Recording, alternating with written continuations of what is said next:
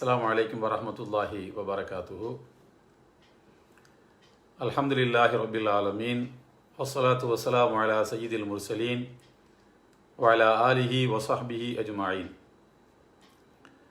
அன்பு நிறைந்த சகோதரர்களே, இன்றைய தினம் குஜராத் கோப்புகள், குஜராத் ஃபைல்ஸ் எனப்படுகின்ற புத்தகம் மறைக்கப்பட்ட கோர வடிவங்கள் என்கிற பெயரில் தமிழிலே வெளியிடப்பட்டிருக்கக்கூடிய, ஆங்கிலத்தில் ராணா அய்யூப் எனப்படுகின்ற பத்திரிகையாளர் எழுதியிருக்கக்கூடிய குஜராத் கோப்புகள் என்கிற இந்த நூலை பற்றிய ஒரு ஆய்வுரையை இன்ஷா அல்லாஹ் நாம் பார்க்கவிருக்கிறோம். எதற்காக இந்த நூல் இப்போதைக்கு ஆய்வில் எடுத்துக்கொள்ளப்பட்டிருக்கிறது? இது 2016 ஆண்டு தமிழிலே கொண்டு வரப்பட்ட பின்னர், இவ்வளவு ஆண்டுகளுக்கு பின்னர் எதற்காக இது ஆய்வுக்கு எடுத்துக்கொள்ளப்பட்டிருக்கிறது என்கிற கேள்வி உங்களுக்கு இயல்பாக எழலாம். அண்மையில் 16/8/2020 18ஆம் தேதி 6வது மாதம், இந்த மாதம் 18ஆம் தேதி இந்த நூலின் ஆசிரியர் சகோதரி ராணா அய்யூப் என்பவர் இந்த நூலை பற்றி தன்னுடைய ட்விட்டர் பக்கத்திலே ஒரு கருத்தை வெளியிட்டிருந்தார். அதாவது, இந்த நூல் இதுவரைக்கும் 14 மொழிகளிலே வெளிவந்திருக்கிறது என்றும் 20 எடிஷன்கள், 20 பதிப்புகளை கண்டிருக்கிறது என்றும் மொத்தம் 6 லட்சம் பிரதிகள் விற்பனையாகி இருக்கின்றன. இந்த நூல் 4 அவார்டுகளை வென்றிருக்கிறது என்று அந்த ட்விட்டர் பக்கத்திலே அவர் குறிப்பிட்டிருந்தார். எனவே இந்த நூலை பற்றி தமிழ் சமூகம் எந்த அளவுக்கு அறிந்திருக்கிறது என்பது நமக்கு தெரியவில்லை. எனவே இந்த சமூகத்துக்கு இந்த நூல் தெரிய வேண்டிய ஒரு நூல் என்று நினைத்து இந்த நூலை ஆய்வுரை செய்ய நாம் எடுத்துக்கொண்டோம். காரணம், இப்போதுள்ள சூழ்நிலையில் இந்த நூலில் சொல்லப்பட்டிருக்கக்கூடிய உள்ளடக்கங்கள் அது சமூகத்திலே களப்பணியாற்றிக் கொண்டிருக்கக்கூடிய சகோதரர்களுக்கும், அமைப்பு ரீதியாக இயங்கிக் கொண்டிருக்கக்கூடிய நபர்களுக்கும், இந்தியாவினுடைய எதிர்காலத்தில் முஸ்லிம்களுடைய நிலை என்னவாக இருக்கும் என்று அறிய முற்படக்கூடியவர்களுக்கும் இந்த நூல் ரொம்ப முக்கியமான ஒரு கையேடாக இருக்கும் என்கிற காரணத்தினால் இந்த நூலை நான் இதுவரை ஒரு 4 முறை படித்திருப்பேன். இன்றைக்கு உரையாற்றுவதற்காக 5வது முறையாக படித்திருக்கின்றேன். இந்த நூலின் ஆசிரியர் ராணா அய்யூப்.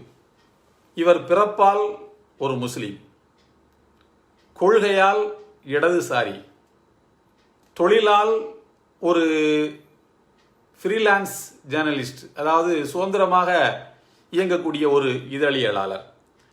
தற்போது இவர் வாஷிங்டன் போஸ்ட் என்கிற இதழில் ஒப்பீனியன் மேக்கிங் பேஜ் எனப்படுகின்ற ஒரு முக்கியமான, இந்த நம்முடைய தமிழ் பத்திரிகைகளிலே நடுப்பக்கங்களிலே கட்டுரை வரும் அல்லவா, அந்த மாதிரி ஒப்பீனியன் மேக்கிங் பேஜிலே அவர் எடிட்டராக இருந்து வருகின்றார்.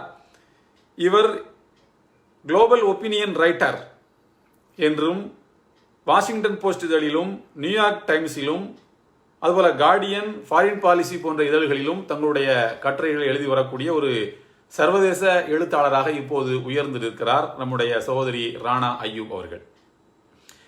அண்மையில் இந்த கொரோனா பாதிப்பு இந்தியாவை உலுக்கிக் கொண்டிருந்த சூழலில் உள்துறை அமைச்சர் அமித்ஷா அவர் இடையிலே செய்திகளில் இல்லாமல் ஒதுங்கியிருந்தார். அப்போது வேர் இஸ் அமித்ஷா என்கிற ஒரு ஹேஷ்டேக்கை ட்விட்டரிலே இவர் ட்ரெண்டாக்கி இருக்கக்கூடிய ஒரு பிரபலமான எழுத்தாளர். இன்னும் குறிப்பாக இவரை பற்றி சொல்வதாக இருந்தால், இந்தியாவிலே நடைபெற்று வருகின்ற ரிலீஜியஸ் பெர்சிக்யூஷன் எனப்படுகின்ற மத ரீதியான முஸ்லிம்களுக்கு எதிரான பாகுபாடுகளை நோக்கி சர்வதேச நாடுகளுடைய கவனத்தை ஈர்த்திருப்பதில் இவருக்கு ஒரு முக்கியமான பங்கு உண்டு என்று கூறலாம்.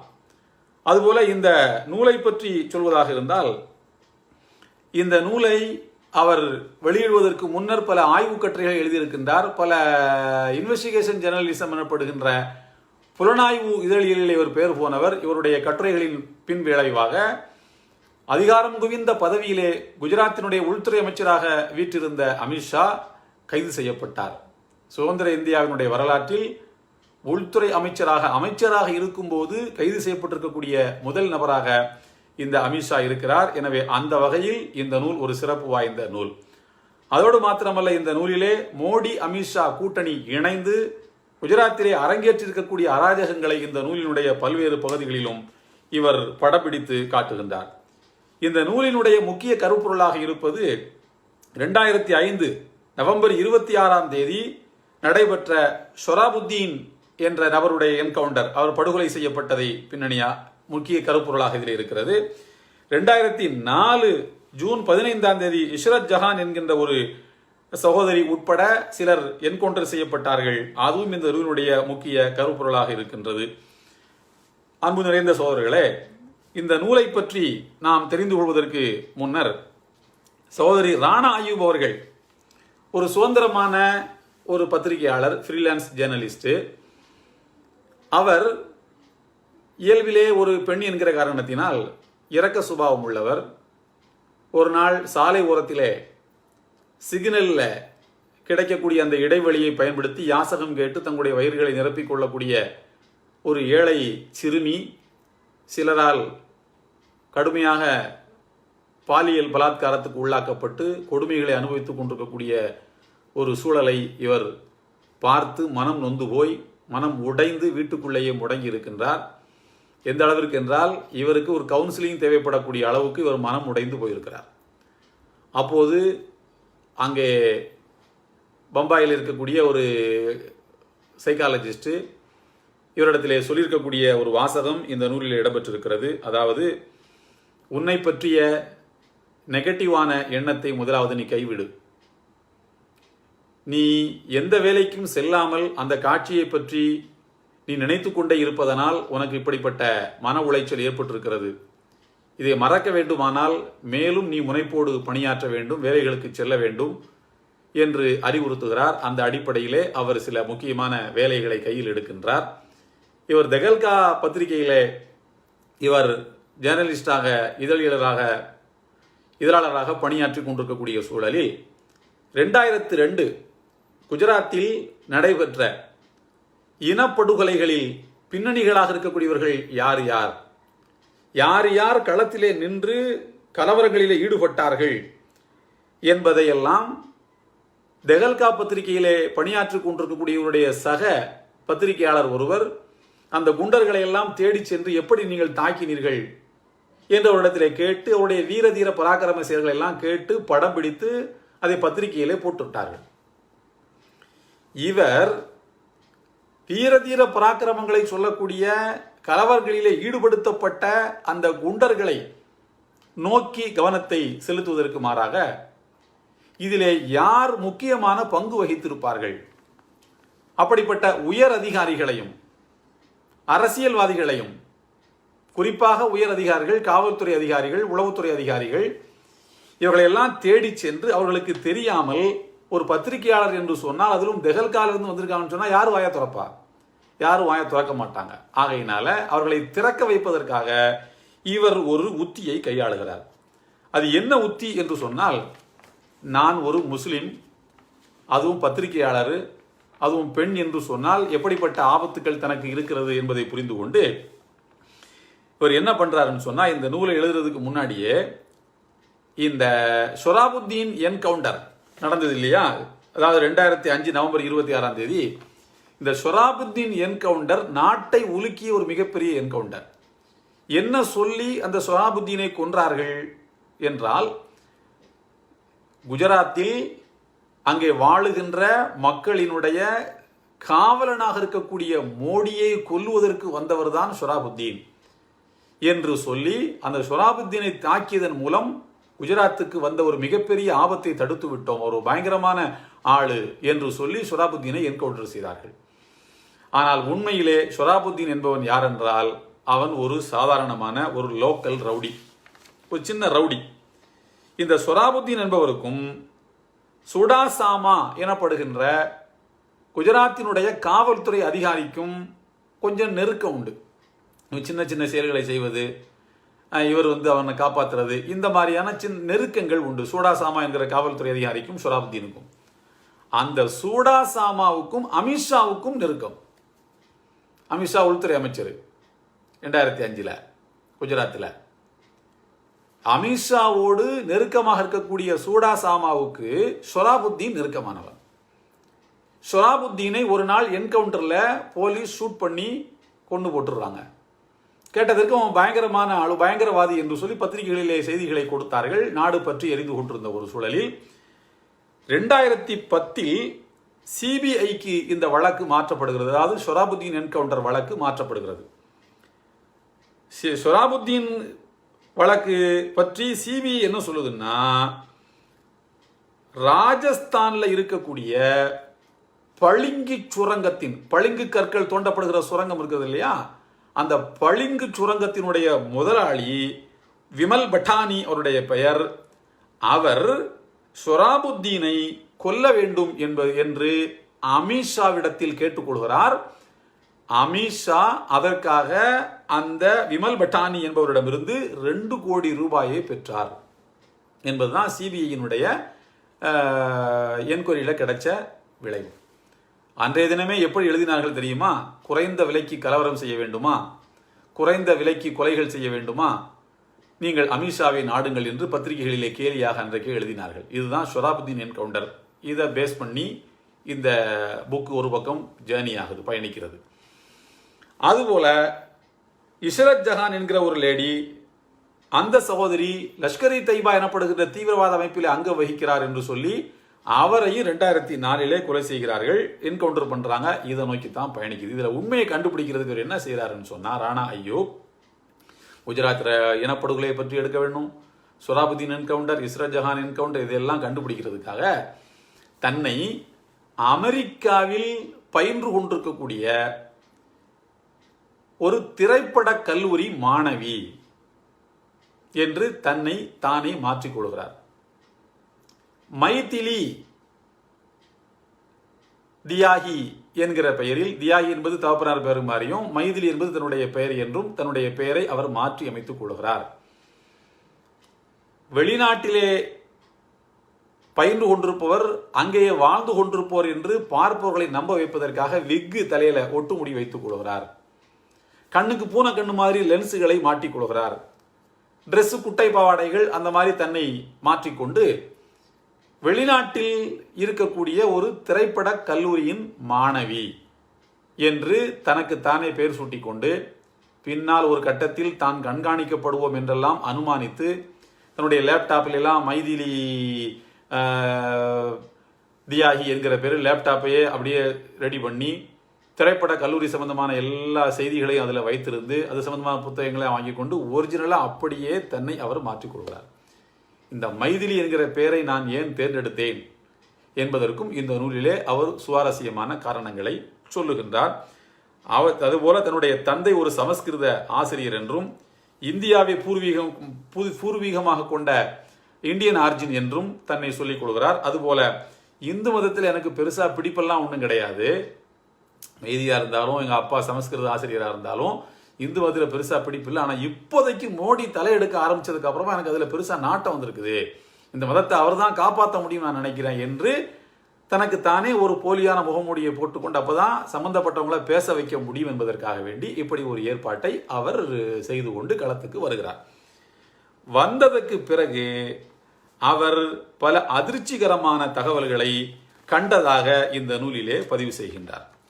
அதாவது முதலாவது, அமித்ஷாவுக்கும் இந்த ஷொராபுத்தீன் என்கவுண்டர் சமயத்தில் 2005 அமித்ஷாவுக்கும் காவல்துறை அதிகாரிகளுக்கும் இடையில் நடந்திருக்கக்கூடிய டெலிஃபோன் உரையாடல் இருக்கு பார்த்தீங்களா, அந்த டெலிஃபோன் உரையாடல்களை எல்லாம் கண்டுபிடித்து வைத்திருக்கிறார், எழுத ஆரம்பிக்கின்றார்.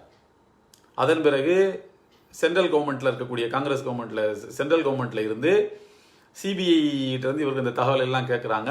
இவர் உச்சநீதிமன்றத்திலே கொண்டு போய் அந்த ஆதாரங்களை கொடுக்கிறார். அதனால் அமித்ஷா கைது செய்யப்படுகிறார். அமித்ஷா கைது செய்யப்பட்டதற்கு பிறகு பத்திரிகை வட்டாரத்தில் இவருடைய பேரும் புகழும் அடைகிறது. காரணம், உள்துறை அமைச்சரையே உள்ளே தள்ளுவதற்கு இவர் காரணமாக அமைந்து விட்டார் என்பதற்காக. அமித்ஷா இவர் எழுதிய கட்டுரைகள்னால ஜெயிலுக்கே போய்விட்டார் என்று தெரிந்தவுடன் குஜராத்தில் இருக்கக்கூடிய அதிகாரிகள் பலர் இவரோடு பேச விரும்புகிறார்கள்.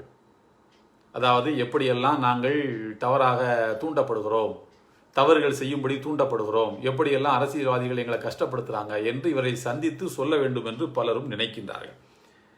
அதுபோல 2002 கலவரம், அந்த ரைட்ஸ் இருக்கு பார்த்தீங்களா, இனப்படுகொலை, அந்த இனப்படுகொலை என்கிற பாவத்திலே பங்கேற்காத அதிகாரிகள் யார் என்று இவரால் எளிதிலே கண்டுபிடிக்க முடிகிறது. யாரெல்லாம் இவற்றை பேச விரும்புகிறாங்களோ அவங்கெல்லாம் அந்த பாவத்தில் சம்பந்தப்படாதவங்க என்று கண்டுபிடித்து வைத்துக் கொள்கின்றார்.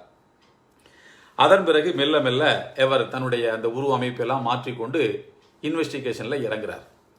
அப்படி இன்வெஸ்டிகேஷனில் அவர் இறங்கும் போது இந்த நூலை படித்தீர்கள் என்றால் அப்படியே ஒரு சுவாரஸ்யமான நாவல் படித்த மாதிரி அது போகும். அது இந்த இன்வெஸ்டிகேஷனில் இவர் மாறுவேடத்தில் ஒரு திரைப்படக் கல்லூரி மாணவி அமெரிக்காவிலிருந்து வந்திருக்கிறார் என்கிற தோற்றத்தில் இவர் சந்தித்த நபர்களுடைய எண்ணிக்கை மொத்தம் மினிமம் 10 பேர். கடைசியாக இவர் மோடியையும் சந்திக்கிறார். மோடியை சந்தித்து அவர் என்ன உரையாடினார் என்பது வரைக்கும் இந்த நூலிலே பதிவு செய்திருக்கிறார். அப்படி சந்தித்த நபர்களில் சிங்கால் என்கிற காவல்துறை அதிகாரி, ராஜன் பிரியதர்சி என்கிற ஒரு காவல்துறை அதிகாரி, உஷாராடா என்கிற ஸ்பெஷல் டாஸ்க் ஃபோர்ஸினுடைய அதிகாரி, அசோக் நாராயணன் என்கிற ஹோம் செக்ரட்டரி, ஜிசி ரைக்கர் எனப்படுகின்ற உள்துறை தலைவர், உளவுத்துறை தலைவர், அதே மாதிரி பிசி பாண்டே எனப்படுகின்ற கமிஷனர் ஆஃப் போலீஸு, அதாவது 7வது மாயா கொடநானி, 3 தடவை எம்எல்ஏ அலகாபாத்தில் எம்எல்ஏ இருக்கக்கூடிய மாயா கொடநானி, 8 சக்கரவர்த்தி commissioner of police, 9 Haren Pandya உடைய மனைவி ஜாக்ருதி பென் எனப்படுகின்ற கொல்லப்பட்ட முன்னாள் உள்துறை அமைச்சர் ஹரேன் பாண்டியாவினுடைய மனைவி, கடைசியா 10வது மோடி. 10 நபர்களையும் சந்தித்து என்ன சொல்லி அவர் உள்ள நுழைஞ்சு தகவல் எடுக்கிறாருன்னு சொன்னா, நான் குஜராத்தை பத்தி ஒரு படம் எடுக்க போறேன், குஜராத்தினுடைய வளர்ச்சி மாடல், அப்பதான் குஜராத் பெரிய வளர்ச்சி அடைஞ்சிருக்குன்னு சொல்லி பத்திரிகைகள் எல்லாம் பெருசா மோடி பணம் கொடுத்து எழுத வைக்கிறாரு. அந்த குஜராத்தினுடைய வளர்ச்சியை பற்றி நான் ஒரு டாக்குமெண்ட்ரி எடுக்க போறேன் என்று சொல்லித்தான் ஒவ்வொரு ஆளுக்கிடத்திலையும் ஒரு ஒன்றையா பேச்சு கொடுத்து கொஞ்சம் கொஞ்சமா தகவல்களை எடுக்கின்றார். அப்படி தகவல்களை எடுக்கக்கூடிய அந்த நேரத்தில் இவருக்கு கிடைத்திருக்கக்கூடிய பல அதிர்ச்சிகரமான தகவல்கள் ஒவ்வொன்றையும் இவர் பட்டியல் போடுறார் பாருங்க. முதலாவது என்னன்னு சொன்னா, அதிகாரிகள் மட்டத்தில், அதாவது இந்த நூலில் 51வது பக்கம் 58வது பக்கம், இதில் என்ன சொல்றாங்கன்னு சொன்னா, அதிகாரிகள் மட்டத்தில் இந்த மாதிரி போலி என்கவுண்டர் இருக்கு பாருங்க, அரசாங்கத்துக்கு வேண்டாதவர்கள், ஆளுங்கட்சிக்காரர்களுக்கு வேண்டாதவர்களை பயங்கரவாதி என்று பொய்யான முத்திரை குத்தி அவங்கள என்கவுண்டரில் ஷூட் பண்ற வேலைகள் இருக்கு பார்த்தீங்களா, இந்த மாதிரி சட்டத்துக்கு புறம்பான வேலைகளை எல்லாம் செய்வதற்கு காவல்துறையில் இருக்கக்கூடிய தாழ்த்தப்பட்ட பிற்படுத்தப்பட்ட ஜாதியை சார்ந்த அதிகாரிகளைத்தான் பயன்படுத்துகிறார்கள் அப்படின்னு சொல்றார். ரொம்ப முக்கியமான ஒரு பாயிண்ட் இது. அவன் யாராவது மனித உரிமை கமிஷன் இவருடைய குற்றச் செயல்களை கண்டுபிடிச்சு மனித உரிமை ஆர்வலர்கள் இவருடைய வேலை இருக்கக்கூடிய குற்றத்தை நிரூபித்து தண்டனை வாங்கி கொடுத்தா, ஒரு பிற்படுத்தப்பட்டவன், ஒரு தலித் அதிகாரி, ஒரு ஒரு ஓபிசி அதிகாரி மாட்டிட்டு சாவட்டுமே, நம்ம அவனை கழட்டி விட்டுருவோம் என்கிற எண்ணத்தில் பிற்படுத்தப்பட்ட கீழ் ஜாதியை சார்ந்த அதிகாரிகள் தான் இது போன்ற குற்றச் செயல்களிலே ஈடுபடுத்தப்படுகிறார்கள் என்று அவர் சொல்லுகிறார். பாருங்க, 58வது பக்கத்தில் சொல்றாங்க,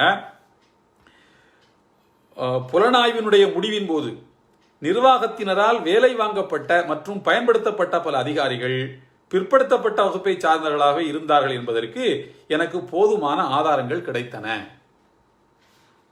அப்படியானால் இதே வழிமுறையைத்தான் மோடி அமித்ஷா கூட்டணி எப்போதும் தங்களுடைய வாழ்க்கையை முழுக்க கடைபிடிப்பார்கள் என்பதற்கு இது ஒரு பெரிய சான்றாக இருக்கிறது. இது ரொம்ப முக்கியமான விஷயம். அதுபோல 51வது பக்கத்திலும் இதே கருத்தை ஒரு அதிகாரி சொல்லி காட்டுகிறார். அதாவது, இந்த மாதிரி செயல்களில் ஈடுபட்ட இந்த மாதிரி செயல்களில், அதாவது சட்டத்துக்கு புறம்பான என்கவுண்டர்கள் செய்ய சொல்லி அமித்ஷா யாரை ஈடுபடுத்துறாங்க அல்லது மோடி யாரை ஈடுபடுத்துறாங்க, அதிகாரத்தில் இருப்பவர்கள் யாரை ஈடுபடுத்துறாங்கன்னு சொன்னா, இந்த மாதிரி சட்டத்துக்கு புறம்பான செயல்களில் ஈடுபட்ட வன்சாரா, பாண்டியன், ஆமின், பர்மர் மற்றும் பல அதிகாரிகளும் கீழ் சாதியை சார்ந்தவர்களே. அனைவருமே அரசாங்கத்தின் கட்டளைக்கிணங்க இவற்றை செய்திருக்கின்றார்கள். இவ்வாறு இவர்களை அரசாங்கம் பயன்படுத்தி கொண்டு பின்னர் கை கழுவி விட்டது என்று சொல்கிறார்கள். மாட்டிக்கொண்டால் அவர்கள் மாட்டிக்கொள்ளட்டும் என்ற அடிப்படையில். அதுபோல ராஜன் பிரியதர்சி என்று சொல்லக்கூடிய ஒரு தலித் அதிகாரி, அவர் என்ன சொல்றாருன்னா 67 பக்கத்தில் இருக்குது. ராஜன் பிரியதர்சி என்று சொல்லக்கூடிய ஒரு அதிகாரி அவர் சொல்றாரு, இந்த அரசாங்கம் ஒரு மதவெறி மற்றும் ஊழல் அரசாங்கம். இந்த அரசாங்கம் மதவெறி மற்றும் ஊழல் அரசாங்கம். அதுபோல அவ்வாறு அவர்களுடைய கட்டளைகளுக்கு உட்பட்டு அதிகாரிகள் முஸ்லிம்களுக்கு எதிரான வேலைகளை செய்யவில்லை என்று சொன்னால் அவர்கள் இதனால் வெறுப்புகளுக்கு ஆளாக்கப்படுவார், அரசியல்வாதிகளுடைய வெறுப்புகளுக்கு ஆளாக்க வேண்டியிருக்கும். உண்மையில் அதிகாரிகள் முஸ்லிம்களுக்கு எதிரானவர்களா இல்லையா என்று கேட்கும்போது சொல்கிறார், அப்படியெல்லாம் ஒன்றும் கிடையாது. அரசியல்வாதிகள் தான் அவற்றை செய்யும்படி அந்த பிற்படுத்தப்பட்ட தாழ்த்தப்பட்ட அதிகாரிகளை முஸ்லிம்களுக்கு எதிராக செயல்படும்படி தூண்டுகிறார்கள் என்று சொல்கின்றார். அதே போல இன்னொரு முக்கியமான விஷயம் என்னவென்று சொன்னால், கலவரம் பயங்கரமாக நடந்து கொண்டிருக்கிறது. கலவரம் 2002 பயங்கரமாக நடந்து கொண்டிருக்கக்கூடிய அந்த சூழல்ல ஒரு காவல்துறை அதிகாரி சொல்கின்றார், நான் ராஜ்கோட் என்கிற பகுதியில் இன்ஸ்பெக்டர் ஜெனரல் ஆஃப் போலீஸாக நான் இருந்தேன், ராஜ்கோட் பகுதியில் இருக்கிறேன். அப்போது ஜுனகாத் என்கிற பகுதியிலே வகுப்பு கலவரங்கள் நடைபெற்று கொண்டிருந்தன. நான் ஒரு சில பேருக்கு எதிராக ஃபர்ஸ்ட் இன்ஃபர்மேஷன் ரிப்போர்ட் எஃப்ஐஆர் நான் தாக்கல் பண்றேன். அப்படி தாக்கல் பண்ணிக்கிட்டு இருக்கும் ஒரு நாள் நான் என்ன பண்றேன்னு சொன்னா, உள்துறை செயலாளர் என்னை தொலைபேசியிலே அழைத்தார். உள்துறை செயலாளர் என்ன தொலைபேசியில கூப்பிடுறாரு. கூப்பிட்டு சொல்றாரு, தம்பி ராஜன்ஜி எங்க இருக்கீங்க அப்படின்னு கேட்கிறாரு. நான் ஜுனகாத்தில் இருக்கிறேன் சார்னு சொல்றாரு அவர். சரி, நான் ஒரு 3-4 பேர், நான் ஒரு 3 பெயர்களை சொல்கிறேன், அதை எழுதி கொள்ளுங்கள் அப்படின்னு சொல்றாரு. யாரு? உள்துறை செயலாளர் இவருக்கு போன் பண்ணி, இன்ஸ்பெக்டருக்கு போன் பண்ணி, நான் ஒரு 3 பேரை சொல்றேன், நீங்க எழுதிக்கிடுங்க அப்படின்னு சொல்றாரு. சரி சார் எழுதிக்கிறேன்னு சொல்றாரு. அந்த 3 பேரை என்ன பண்ணணும்? அந்த 3 பேரையும் அரெஸ்ட் பண்ணணும் அப்படின்னு சொல்றாரு ஹோம் செக்ரட்டரி. அதுக்கு இவர் சொல்றாரு, சார் அந்த 3 பேரும் என்னோட தான் இப்போ உட்காந்துட்டு இருக்காங்க, அந்த 3 பேரும் என்னோட தான் இப்போ உட்காந்துக்கிட்டு இருக்காங்க. நான் சார் அந்த 3 பேரும் இங்கே தான் என்னுடன் உட்கார்ந்து கொண்டிருக்கிறார்கள். நான் உங்களிடம் ஒரு விஷயம் சொல்ல வேண்டும் சார். அவர்கள் அனைவரும் முஸ்லீம்கள், இந்த 3 பேரும் முஸ்லீம்கள். அவர்களின் முயற்சிகளால் தான் இங்கே இயல்பு வாழ்க்கை மீட்டப்பட்டு கொண்டிருக்கிறது. இவர்களின் இந்த 3 பேருடைய முயற்சியால் தான் இந்துக்களும் முஸ்லீம்களும் ஒன்றுபட்டிருக்கிறார்கள், ஒருங்கிணைந்து இருக்கிறார்கள். வகுப்பு கலவரங்களும் முடிவுக்கு கொண்டு வரப்பட்டிருக்கின்றன. இந்த 3 பேரனால தான் அங்க வகுப்பு கலவரங்கள் முடிவுக்கு வந்திருக்கு, இந்து முஸ்லீம் ஒற்றுமை சாத்தியமாயிருக்கு. இந்த நேரத்தில் இந்த ஜுனகாத் பகுதியில் நடைபெற்று கொண்டிருக்கிற கலவரத்தை நிறுத்தின இந்த 3 பேரையும் அரெஸ்ட் பண்ண சொல்றீங்களா சார்? அது எப்படி சார் என்னால் செய்ய முடியும் அப்படின்னு இந்த ராஜன் பிரியதர்சி கேட்கும்போது அவர் சொல்றாரு, இங்கே பாருங்கள், முதல்வர் தான் அவ்வாறு செய்ய சொன்னார், மோடி தான் அவங்களை அரெஸ்ட் பண்ண சொல்றாரு. மேலும் அவர் சொன்னார், இது முதல்வரின் கட்டளை, பார்த்து கொள்ளுங்கள் என்று சொன்னார். அது முதலமைச்சரின் கட்டளையாக இருந்தாலும் கூட என்னால் அதை செய்ய முடியாது, நான் கள்ளங்கப்படப்பட்ட அவர்களை என்னால் அரெஸ்ட் பண்ண முடியாது என்று நான் மறுத்துவிட்டேன் என்று சொல்கிறார். அன்புக்குரியவர்களே, அப்படியானால் இதில் என்ன புரியுது? கலவரங்கள் நிறுத்தப்படக்கூடாது, அது தொடர்ந்து நடைபெற வேண்டும் என்று அப்போதைய மோடி முதலமைச்சர் நினைத்திருக்கின்றார். கலவரத்தை நிறுத்துவதற்காக அரும்பாடுபட்டு இந்து முஸ்லீம் ஒற்றுமையை ஏற்படுத்தியவர்களை கைது செய்து சிறையில் அடைத்து விட்டால் இந்த ஒற்றுமையை ஏற்படுத்துறவன் வெளியில இல்லைன்னு சொன்னா ஒற்றுமை கொலையும் மேலும் கலவரம் நடக்கும் என்று திட்டமிட்டிருப்பதாக நாம் மிக தெளிவாக இதன் மூலம் புரிந்து கொள்ள முடிகின்றது. அதே போல இன்னும் பார்த்தீர்கள் என்று சொன்னால், சில அதிகாரிகள், சில காவல்துறை அதிகாரிகளை பொறுத்த வரைக்கும் அவர்கள் மனசளவுல அவர்கள் உண்மையிலேயே ரொம்ப நல்லவர்களாக இருந்திருக்கிறார்கள் என்றும், ஆனால் அவர்கள் கட்டாயப்படுத்தப்பட்டு முஸ்லிம்களுக்கு எதிரான கலவரத்தில் நீங்கள் மௌனமாக இருங்கள் என்று சொல்லப்பட்டிருக்கிறார்கள் என்பதும் நமக்கு இந்த புத்தகத்தினுடைய பல்வேறு பகுதிகள் மூலமாக நாம் தெரிந்து கொள்ள முடிகின்றது. எப்படின்னு பார்த்தீங்கன்னா, உதாரணத்துக்கு சில அதிகாரிகள் இருக்கிறாங்க பாருங்க, சொல்றேன் உங்களுக்கு. இந்த நூலுடைய பக்கத்தில்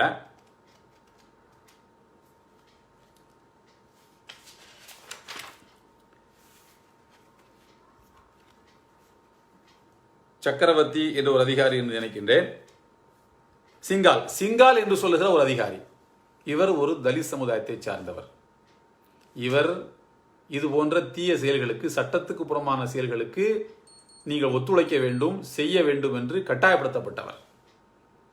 இவர் சில தவறுகளை செய்கிறார், சட்டத்துக்கு புறம்பாக என்கவுண்டர் போன்ற சில தவறுகளை செய்கின்றார்.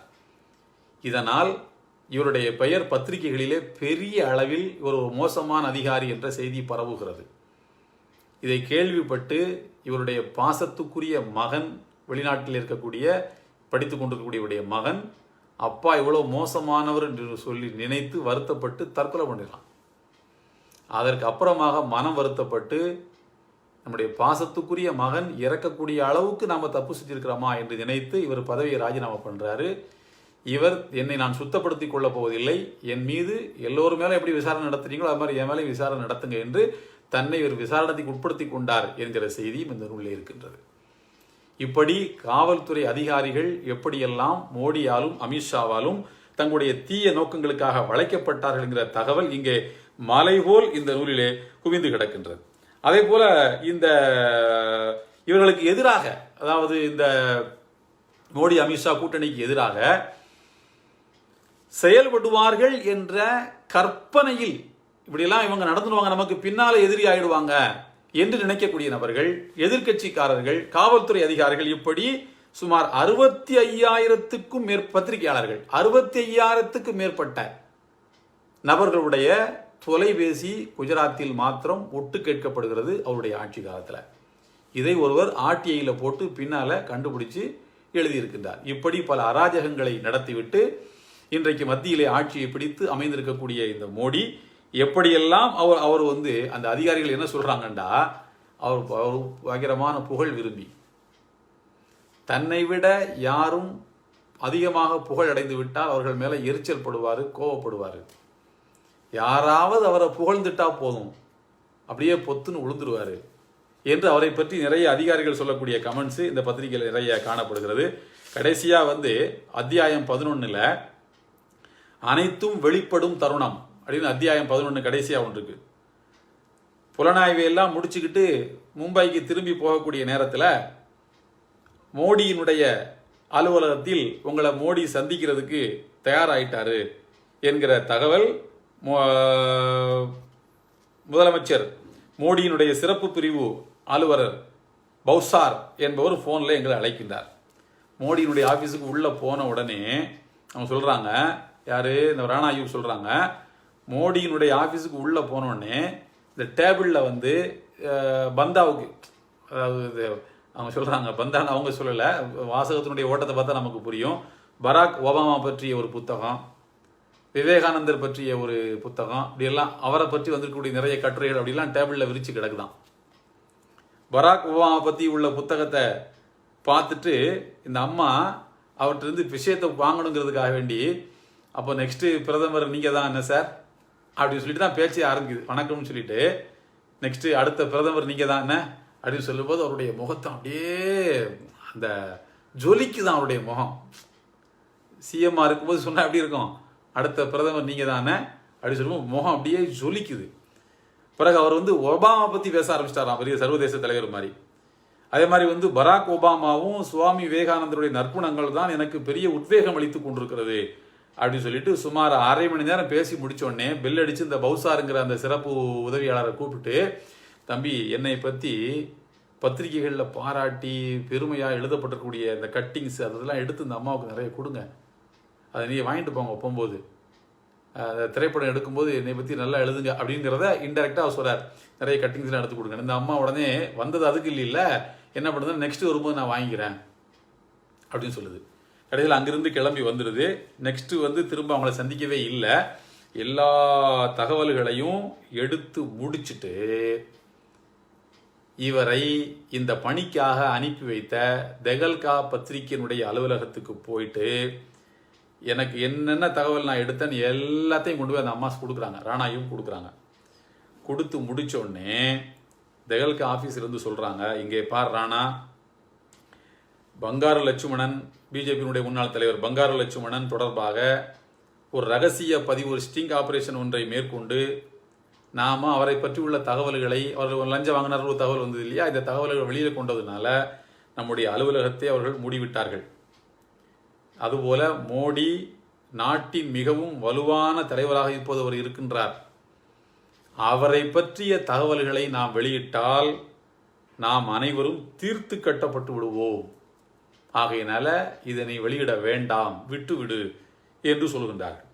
அவர் சொல்கின்றார், நாம் இவ்வளவு தூரம் கஷ்டப்பட்டு எடுத்த தகவலை விட்டுட சொல்லி அவங்க சொல்கிறாங்கன்னா அதுக்கு என்னால் இணங்கி போக முடியவில்லை என்று சொல்லிவிட்டு, நான் அதன் பிறகு என்னுடைய சிம் கார்டெல்லாம் உடைச்சு தூர போட்டுட்டு மைதிலி என்கிற அந்த கேரக்டரை முற்றிலுமாக கை கழுவி விட்டுவிட்டு அவருடைய சொந்த முயற்சியில் குஜராத் கோப்புகள் என்கிற இந்த புத்தகத்தை வெளியிட்டிருக்கின்றார்.